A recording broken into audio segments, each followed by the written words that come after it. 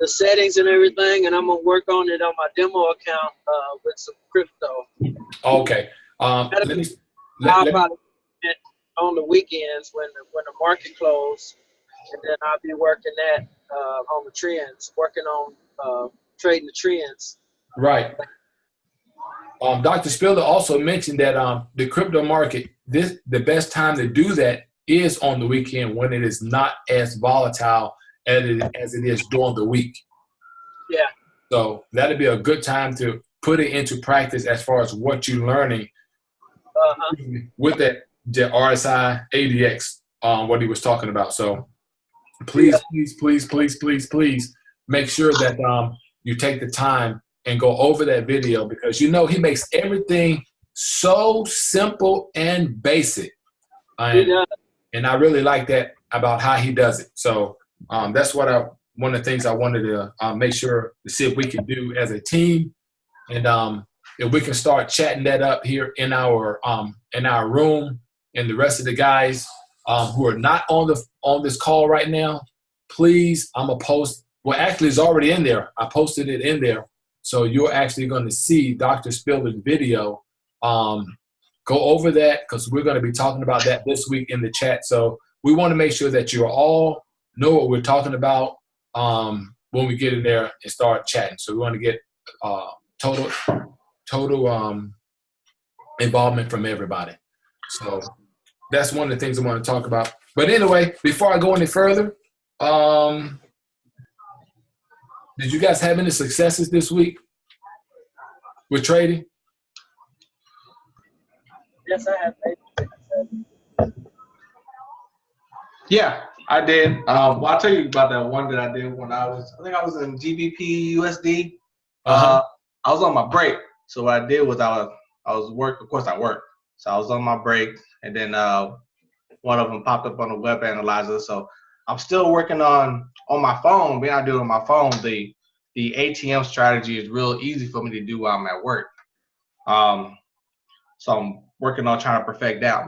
Choosing that, I think I'm choosing that to perfect, and also the one that I'm choosing two. Also the one that Dominique went over, I think it was last Saturday or Saturday before last. And choosing those two. So the one I was using at work is the ATM strategy. So I did that on my break. They've been pretty good, working out pretty good on my breaks. About 10:30, I think it is. No, it was 8:40.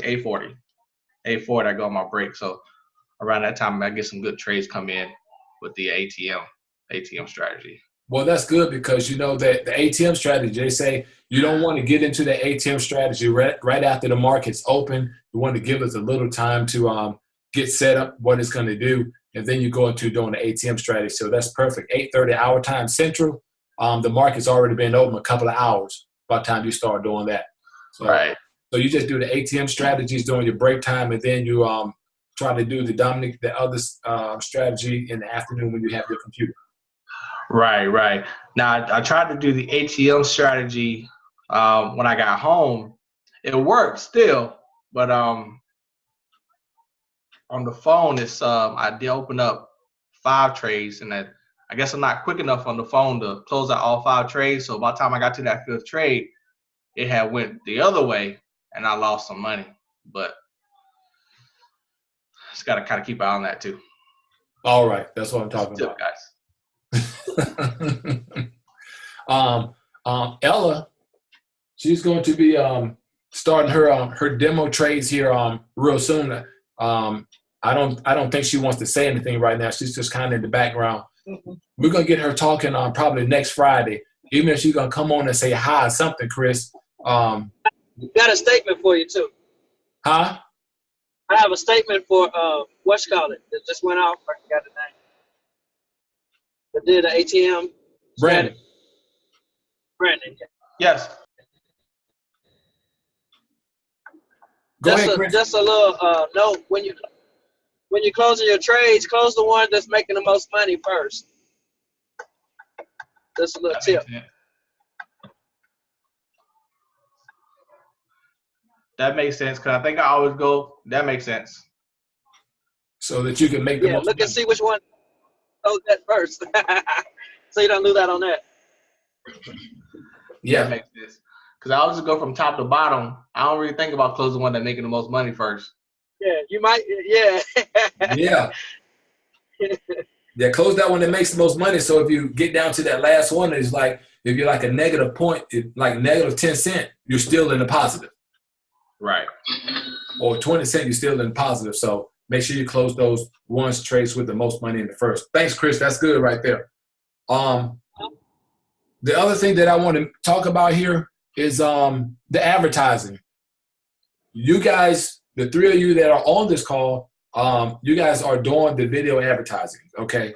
And I shared with one of our other teammates just this week about how to advertise, and I also asked him to do what the two of you guys have been doing as far as going in there and, if need be, just copy what I've already put out there where people are actually responding to it. So, and also I shared the different the different groups that you can be posting your videos and your ads in so that you can get maximum exposure. I think I gave two. I shared two with Brandon, and he. You want to explain some of the talk about some of the results you gotten with just posting in those two rooms, Brandon? Oh yeah. So those two. Well, I had some other groups there too. So what I did, that last post that I posted, I don't know if y'all seen it. Just the way I kind of formed it is, I think I took like, sorry, I don't remember it, but I took like 4 questions, formed everything into question. And I basically said, if your answer was no to all these questions, I got something for you. So I posted those in all those groups that I'm in, and I pretty much got response from every single group. Because I didn't put anything about IML in there. I didn't put anything about what I was doing. What I did was left the curiosity open. Right. So when people are curious, they ask you about the info, and then they respond to it. So it's pretty much said, okay, are you making $100, $500, $1,000, or $5,000 a week? No. And then they're like, okay, how are you doing this? You're not giving me any information, so I need to respond to you, see what type of information you got versus giving it all there in your post. So I think that's really what's giving me a whole lot of response, because I'm not giving away the cow in the post. Okay, well that's great, because that's how when I first started advertising, that is how I did it. And Chris, you can chime in on this also.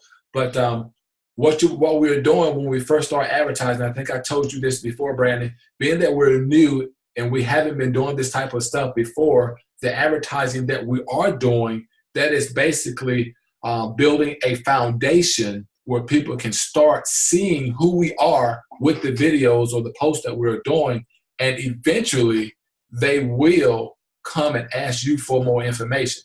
But we must be consistent with that and not just do a video here or a post here. This is something that we need to be doing at least 2 or 3 times a week. You don't have to do it every day, but at least 3 times a week, so that people will know, hey, Brandon, that guy's right here. There, he's doing something about making money. I want to know something about it.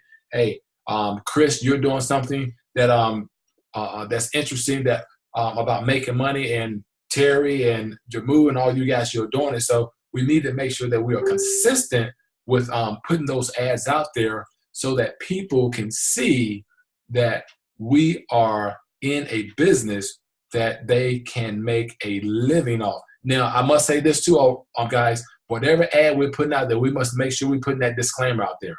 We must make sure we're putting that disclaimer out there. Past profits do not guarantee future gains. And I think you guys are doing that on all your ads, right? I didn't put it on that last one. But what? What? Yeah, the one with the gravity charts I did. The gravity charts I do for real, for sure. Okay. Go ahead, Chris. I was just saying, I always put it on everything that I do. Okay. Yeah. Make sure you're putting those up there. Now, for me, my ads now, I used to do the cloak and dagger. You know, in other words, I just put the ads out there to grab their attention, pretty much like you're doing, Brandon. But now I've gotten bold, and I really speak up. iMarkets Live, and a lot of them, I even tell them how much it costs. And I'm like, if you're gonna come and do it, you're gonna come and do it. If not, we'll just move on to the next person. But I just put a video out today. You guys probably saw it. I put that video out today, and right now there's a lot of people that are asking for information. I'm not gonna be able to keep up with it. I know I'm not, but that's fine too. But I think I mentioned to you guys this right here. I did a video, and I put it like on YouTube, and it has it looks like an ad, right? So the video looks like it's in an ad. So what happened with that, I did that as an ad within Facebook, and I got 0 clicks, 0 responses. So if you're gonna do an ad, continue to doing the ads like you guys are doing. You're doing the video, and you're actually putting it inside your Facebook post. But if you put an ad from YouTube in there, and it looks like they have to click on it, 9 times out of 10, they will not click on that ad. Okay, because I've done those ads, and I get absolutely no response for them. Now, on that same note, the people, Brandon, the people, you, Chris, and the other guys on our team, Jamu, and you guys will be able to reach people that I won't be able to reach, because, hey, people respond to different people on the computer, on it, even in life. So there's going to be guys that you guys can reach and talk to that they won't even click on my ad. They won't even look at my post. So each one of us bring different things to the table that people are looking for. Of course, then people look at me, they say, well, I'm not going to be able to talk on the computer like he talks, right? And I try to make sure that my mistakes are in some of the ads too, so they won't say, if he doing it like that and he's not making no mistakes, I can't do that. So I try to make sure that the mistakes in there. So if you guys make mistakes on your ad, keep some of the mistakes in there. Don't keep redoing it, okay? Because people need to see that, hey, if this guy jacking this thing up a little bit, I know I can do it too. Watch my video that I posted today. The video that I made today, I'm coughing in it. Be you in your video. That's what I do. I just be me in my video. That's right. Be yourself. What you about to say, Brandon, too? I see that. I know they see me fumbling in my video, so it's all real. Okay. Well, I make a few of them before I actually take it, but there are some, the ones that I take, there's still some mistakes in there, and I say stuff wrong. I use the wrong word in the wrong places sometimes, but I just keep on rolling with it. It's just that they need to see that we are human and we're not perfect making these videos. The main thing is getting it out there so that people can see that, hey, we're with iMarkets Live and we're making money. And those proof, when you guys do your demo videos, your demo for your you do your demo accounts and you're making money, put that stuff out there. Okay? I'm not talking about when you're making $100,000 on the trade. Well, not those right there. When you have like the 0.0 lot size, and people need to see that, hey, you're actually making those trades. You're actually doing it, okay? If you're doing it, put it out there and share it, because that's also pulls a lot of stuff. Chris, I saw your stuff when you went in there and you showed the live, your live trade account. Uh-huh. I like how you did that where it was planned the whole time. I don't know how you did that, but how you do that? How did you do that? I'm curious too. How'd I do what now? Showing that it was like live or something like that. It was like going through the account or something like that. Looked like it was live. It was live. That was all live. That was when I was talking. That account was actually going at the time. It's this video recorder that I use. It's free. It's on the Play Android market. It's called hold on, let me bring it up so I can give it to you. Man, it's awesome. It's called DU Recorder. Get that as soon as possible, man. That is awesome. I can actually record a video of me on it too at the same time. No way.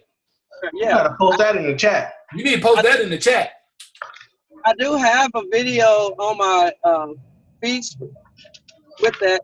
Did a video with I took one of your videos, Terry, and I did a video with your video, and you was explaining something.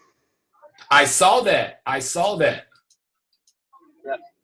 DU Recorder is what it's called. DU Recorder. DU Recorder. It's an orange. You'll see an orange icon. It's got a video camera in the middle of it. It's an orange icon. Okay. You can record. You can go live with it and everything. What? Yeah. Yeah. Just post that in the room and write something about it, Chris. So that the rest of the team can use that. So that we can share these tools, especially if they're free. That will help us do our ad stuff. You can do all that stuff. Yeah. It's awesome. My goodness. And you know, another video thing for me, that's And like a party. You can edit it and everything. I actually merged that video I did today. I actually merged two videos together because when I was recording, it cut off. So it cut off right before my Took Profit made it. It had reached it. Then I had to record it again, and then I just merged those together and put it in the video. Oh. Software merging and everything. This software is awesome. Cool. Once I get home and stuff, and I'll post it up. Okay. Yeah, I'm sure the rest of the team would just eat that up. I know I will. Me too. But let me see what else. Yeah, that's definitely great. Let me see. My next topic is, let me ask you guys a question. On your phone, when you guys go to execute a trade, you guys know about the difference. You guys know the difference in the pending orders waiting on to activate, where it says limit buy, limit sell, stop buy, stop sell. You guys know what that stuff means? Yeah. A stop buy sell means you set your point. Soon as the market hits your point, you're in the sell, and then it keeps going in the direction that you want it to go. So it goes the opposite direction when you hit your mark. Now Chris, the stop buy sales, like what you said, is a stop buy. So if you want to do a buy stop, the stops buy or the stop buy stop, yes. The buy or the sell, it continue going in the same direction. Okay? But the limit is when it hits it and goes back in the opposite direction. Are you with me on that? You guys with me on that? yeah, you was breaking. Okay, let me explain it. Because Brandon, he looking puzzled up there. He looking puzzled. I am. Yeah, the buy stop, as soon as it hits it, it goes in the direction. If you were selling on the buy stop, as soon as it hit your mark, it keeps going in the stop, in the sell. Or if you buy stop, as soon as it hits your mark, it goes in the buy. The limit goes the opposite. If you think the market's going to go down, so you set it and it's going up, you set it at that price that you think it'll reach before it go down. As soon as they hit that, then you're in the sale. That's what the limits do. It does the opposite. All right, Brandon, I see you look like you got a question. Let me see if I can I'm gonna see if I can draw this for you. Because you looking kind of puzzled there, my friend. You're looking kind of puzzled. Like, what are you guys talking about? Hey, I'm a visual guy. Help me out a little bit. I'll stop buy stop, or running in a circle. I actually used the buy stop one time. Did you? Yeah, I used it once. I was thinking about, I wanted to see if I could. Actually, one time it went and one time it didn't. It went the opposite way, so I just canceled it out. Oh, okay. You can cancel them anytime, too. It's just, if you say you're going to be doing something and you think the price is moving, but you are not going to be available to take that price at that time, you might have to do something. So you set it now and forget it, and if it hits it, it'll go ahead and do it for you. Right. I hear you, buddy. It's like an alarm clock. I need a whole lot of alarm clocks. Yeah, that's what is there. That's what you can refer to as. You got to get up at 6 in the morning. You set the clock now for 6, and as soon as 6 comes in the morning, it'll go off. Same thing with the buy or the sell stop or the buy stop. It just puts you in the market. I'm trying to do I'm trying to draw it with the whiteboard here. That's what you got. You got it. The ones on the right are the stops, and ones on the left are the limits.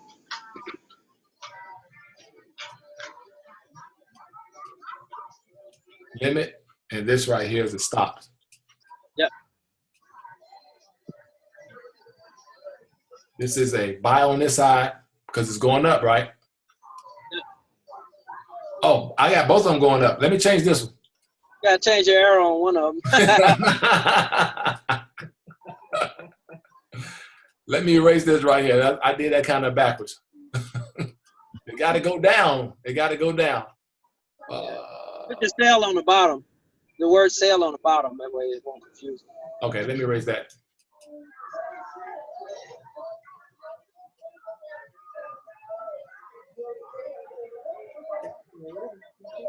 Yeah, Chris, you ready?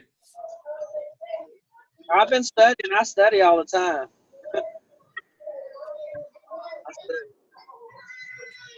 I'm always studying. I re-go over stuff all the time.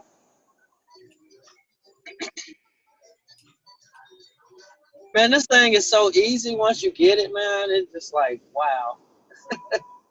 I know, right?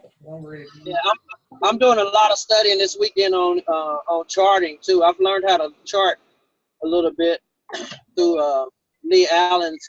She teaches how to chart too. So I can't wait to get into more of that charting. Yeah. All right, so that's like the bread, the what do you call it? The meat and potatoes. Yeah.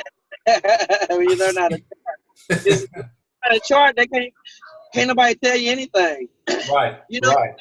You know when to take the profit, when to get into it, and when to get out. You don't need anything else. Really.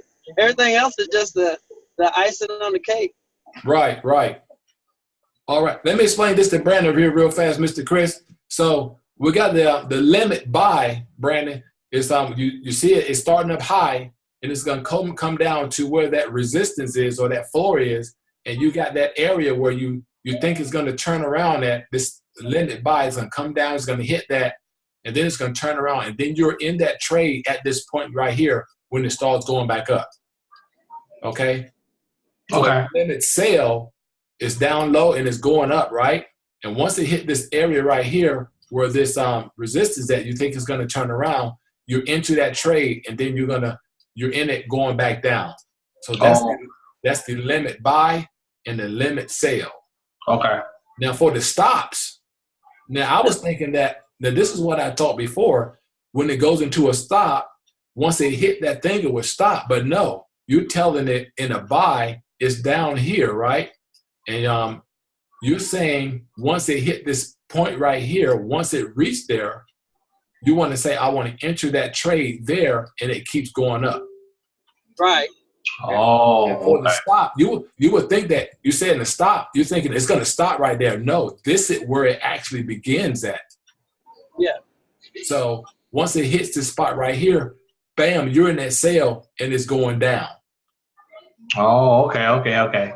So I got you now. That's what it was meant by the limit buy, limit sale, stop buy, and stop sale. They should name it the alarm, like Chris said, but that's good. What'd you say? Name it what? They should name it the alarm, like you was talking about. Does it make more sense that way? Yeah, that's how it is. And you can put those two together where he explained it. You can say, okay, it does like an alarm. Because you know what made me think of that after I looked at it. I thought about and I said, the harmonic scanner. You always see those harmonic scanners. The price is coming down to get to where the harmonic scanner is telling you where to enter that price at. Right. And I always wonder, how did they get to that point when you're waiting for it to come down? You can always set it to actually start that trade when it hit the entry point for where that D is on the harmonic scanner. Even though it's up there. Go ahead, Chris. No, go ahead and finish what you're saying. Yeah, because I was wondering, like I said, I was wondering, how did people set that up? Instead of waiting and looking and waiting and looking, you can set that up to actually make that go into that buy when it happened. I think also you can set a stop loss with that, so once it goes back up, you don't have to sit around and watch that trade all day. You got it set, and you can just pretty much forget it. If it don't hit that point, you're never going to go in the trade. That's awesome right there. What you got to say, Chris? I was gonna say about the harmonic scanner. When you learn how to chart, they can teach you how to recognize those patterns too. You can write your own harmonic charts out. That's right. Get out. I've learned a little bit on it. I've got to study more on it though. But I'm really one of my next focuses is learning how to chart really good, because I know that's going to be the long term right there. Because I'm wanting to use the charting for standing those long 2 and 3 month deals. Yeah, you actually can see that once you chart. I did a little charting on the other week, and it's amazing. Once you chart where those ceilings and those floors are, those trades always hit those spots somewhere. I'm like, that's amazing how it actually happened. So learning to chart for long term, that could turn our whole life around as far as with this trading deal. So learning to chart, and they actually basics, they talked about that in the I think it was in basic 2 or 3. I think it was 3. No, it was in what was it? I was just looking at the it probably was, I don't know, but they talked about it in the basic in IML Academy. I know. What's her name? Adolze Duncan. Yeah. And one of her Forex 101 is she talks about the I guess the basis or the platform, the landing zones, whatever she called it. Yeah. Mm-hmm. And once you chart that, you can actually see that. I was like, man, it was just amazing just looking at that and seeing how that actually happened. So we'll talk about that more also as far as how we're getting along with the charting on the learning how to chart. Also, the thing that we just saw, or that we're in the process of looking at with Dr. Spiller, and just make sure we just talk about our successes and what's going on with us in trading. And keep posting. Keep posting, because people want to see what you guys are doing. All right. Yeah. I want to also get this Spiller thing down for when Bitcoin's gonna go up even higher than that. So I want to make sure I'm in the trade on that. It's about to rally. It's about to rally. I want to make sure I get in on that trade. I know, right? Bitcoin, Litecoin, OMG. Oh my God. I got in that OMG trade this week, and I'm gonna tell you guys what I told Ella, and I'm gonna see if you guys have anything else, and we can cut this off.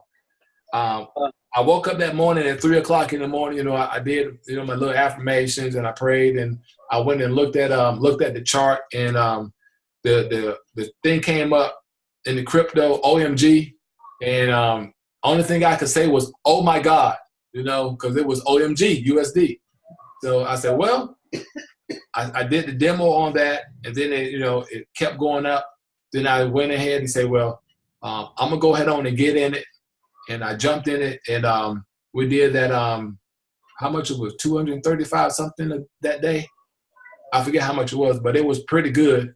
And I think the next day it wasn't what was it? I'm trying to think of what it was. Ripple, yeah, it was Ripple.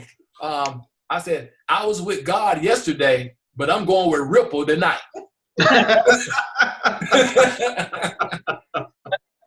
So being that I left God and went to Ripple. You know, on Fred Sanford, Ripple is a drink, right? Right. So I went with Ripple, and it ripped my money right from me. So, so I should have stayed with God. Oh my God. So that's just some of the things that happen. And of course I didn't follow one of the rules with the lot sizes, but that's okay. Just make sure we we follow the rules with our lot sizes that we should be following. And I say always keep God first when you guys doing this stuff. So don't be trying to do like I did and say, well, I'm leaving God and going to the Ripple. Maybe that was just a payback for me talking like that. But that's all I have tonight, guys. Unless y'all have something else for me. Any questions or any thing you guys want to put out to the team to help us better ourselves along the way here? I'll tell you what, if you're doing that web analyzer, get into Leanne's live training call. I'm telling you, you'll learn a lot from that. Okay. The last training call. Leanne live training calls. Oh. Man, you'll learn a lot. I knew a lot of stuff from what I had been training on, but when I got in there at her class, there was other little things that connected the dots. You know how you have a piece that's missing? Right. You hear that thing that connect the dots. So that's what I got out of her classes. Like, okay, this is why I do this and don't do that. Right. Well, you're doing that. You stick with Leanne, and what I'm doing, I'm in another training room learning the harmonic scanner. I was in there today, and I forget the gentleman's name, but he broke it down real good to me also. So I'll be sharing that. If you can, we're gonna just find one thing that we're gonna master. I'm gonna find one thing I'm a master. Brandon, you find one that you're gonna master. The rest of the team, y'all find something so that we can come together and we can all teach each other this stuff along with sharing what we have on the screen. Because I have this platform now where I pay a little extra a month, so we have a limited time with this, so that when we come in and we say we want to train on something, I can give you the password. You can log in and you can share and train, and share the training on what you learn, because we want to take it to a high level in 2018. All right. So one thing that I noticed, I watched it's a training in the IML train. Where I forget the gentleman's name, but he's talking about building your network on Facebook. So one tip, I watch it, most definitely watch it, but one tip that he gave was, my thing was like, I don't have a lot of people on Facebook, as far as people to advertise to, like on my friend list or nothing like that. So one tip that he gave was, there's a lot of groups that you can search and just really start adding people to your friend list. So you type in like millionaires, or even the groups that you probably suggested to people, to add them to your group. And I do like about 8 a day, and that kind of grows your friend list, grows your prospect list. And then also, I think the limit on Facebook, I think he was saying, is like 3,000. And then if you have more than 3,000, what he was saying is a good idea is to do like a birthday checklist. Yeah, I heard that. Where you kind of ask them, say happy birthday to them, write a little message. If they don't respond to your message, then he said cut them, delete them, and find some other people. And then also what I do is, as I go through and I post in like these work at home groups, I don't just respond to them when they say I ask for info. I also add them. I also request them as a friend as well. So with me requesting them as a friend, even though they may not respond to my posts, or they may not respond to the information I give them, they're now my friend, and now they can see the stuff that I'm doing on a regular basis. So if they see the stuff that I'm doing on a regular basis, that might spark their interest later. Say, I remember when you posted that. So that's another way to build your networking too. Just add people as your friend and follow them, because if they see that you're following them, of course they're gonna follow you too. Right. Yeah, every ad that you do, before you send them anything, you always ask for be that friend. You got some people who won't even have a friend request thing attached to their name when they ask for info. So if they don't have a friend request attached to their name, what really makes me think that they're going to want to even do the business if they're that private, you know? Right. That private, what you going to do? So, but still, every time you send out an ad, every time somebody asks for a reply, like Brandon said, we just want to make sure we add them to our friends so that they can see what we're actually putting out on our Facebook page. So we don't want to have our contacts in this business when we're on Facebook. We should not have privacy settings, because if we have privacy settings, we're blocking people from seeing what we're doing. So we just want to make sure that we have our settings are set up open to everyone, so that everyone can see what we're doing. Right. And the only privacy setting that you want to have, and I realize why it's like this. The only privacy setting that you want to have is you want to go on to Facebook and you want to limit what people can post on your wall, tag you to. That's right. Because I got some friends out there, you know, they're not about what I'm about, and they try to tag me in some stuff, and I don't want that on my wall. So most definitely go in there and set that privacy setting too. Yeah, so that you can. What Chris say? Before anything get posted on my wall, it goes to review. And half the time, I don't even see it until like months later, and I think, oh, they posted something to go to my wall, and I didn't even see it. Yeah, I got a lot of stuff like that too. Yeah. So yeah, I guess, man, that's a thing. I put all kind of porn and all kind of stuff out there on the net. They don't care. In their news feed and everything. right. Like, you people are crazy.